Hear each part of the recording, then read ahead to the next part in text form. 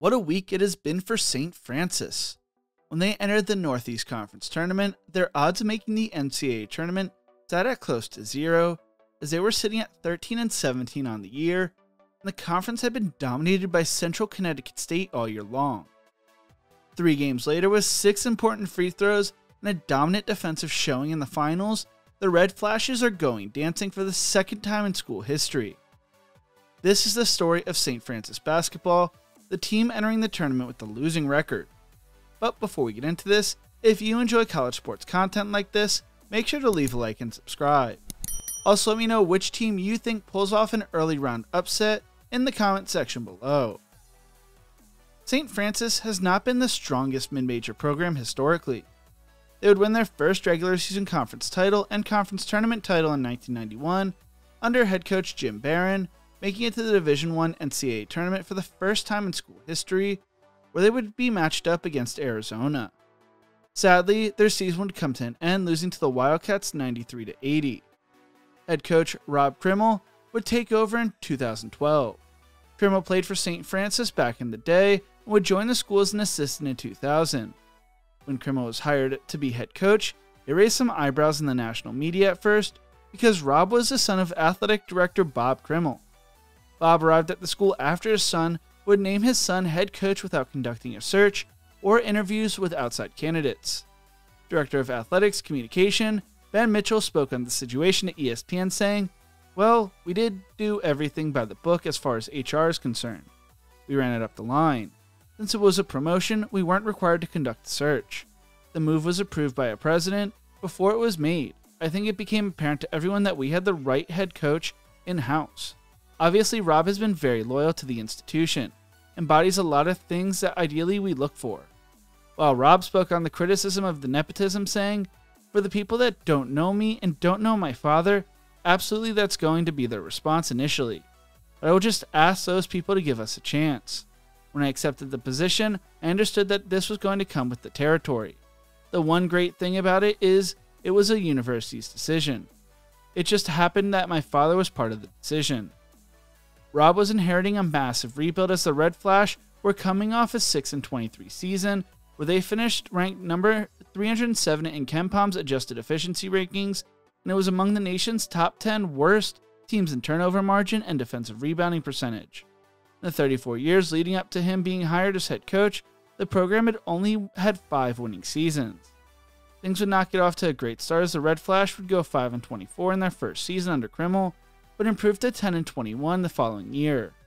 They came so close to having a winning season during the 2014-2015 season, finishing 16-16, losing in the first round of the CIT. In the 2016-2017 season, they would finish 17-17, this time losing in the second round of the CIT. Finally, during the 2017-2018 season, St. Francis would achieve their first winning season since 2005, and they finished the season 15-13. They would once again lose in the first round of the CIT. They continued their success, finishing the 2018-2019 season 18-15, winning a share of the regular season conference title, but losing in the Northeast Conference Tournament title game to Fairleigh Dickinson 85-76, resulting in a bid to the NIT rather than the NCAA tournament. They would finish the 2019-2020 season 22-10, losing to Robert Morris in the NEC tournament title game for the second year in a row. Since then, they have not had a winning season, going 36-76 over the last 4 seasons and going 8-22 last year. Entering the 2024-2025 season, St. Francis was projected to finish last in the NEC, tied with Stonehill in the preseason projections. On the other hand, Central Connecticut State and Wagner were the favorites to win the conference, with the Blue Devils earning 5 first-place votes and the Seahawks earning 4 first-place votes.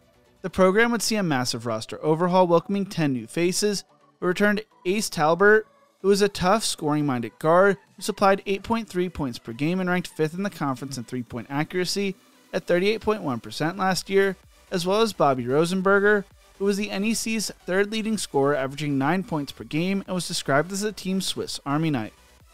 St. Francis's season would get off to a rough start. They would lose 4 of their first 5 games to Dayton, Clemson, Penn State, and Mount St. Mary's. Their only win in their first 5 games would come against Campbell 65-64. Their second win would come against Penn State Schuylkill, a Division III school. Then they lost to Georgetown before beating Lehigh. They then lost to Radford, but beat Penn State, Shenango, and they would close out non-conference play, losing 3 of their final 4 remaining games to Niagara, Maryland, and Robert Morris, but beating Franciscan. Entering NEC play, they were sitting at 5-9. They opened up conference play, losing 2 straight to Central Connecticut State and Stonehill, or beating Mercyhurst to earn their first conference win of the season. They followed that up with a win over Fairleigh Dickinson, or losing 2 straight to LIU and Wagner, before rebounding with a win. They once again would lose 2 straight to Wagner and Mercyhurst to close out the month of January, sitting at 8-15, sitting at 3-6 in conference play. They would open up February with back-to-back wins over Lemaine and Chicago State, which was only the second time this season they won back-to-back games all year long. They would lose to Stonehill and Central Connecticut State once again, but that loss to the Blue Devils would be their last loss at the time of recording. For the first time all season long, they would win 3 straight games to close out the regular season, beating Lemaine, Fairleigh Dickinson, and Chicago State to finish the regular season sitting at 13-17 and 8-8 in conference play.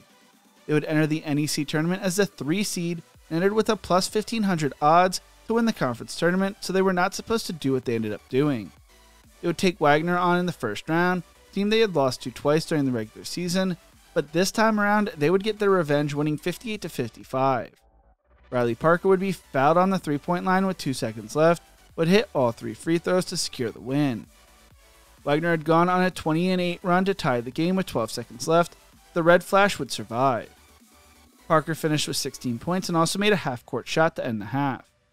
History repeated itself in the semifinals as Juan Cranford Jr. would be fouled with less than 2 seconds left, and he would hit 3 free throws to secure another St. Francis win, and Cranford would finish with 20 points on the day.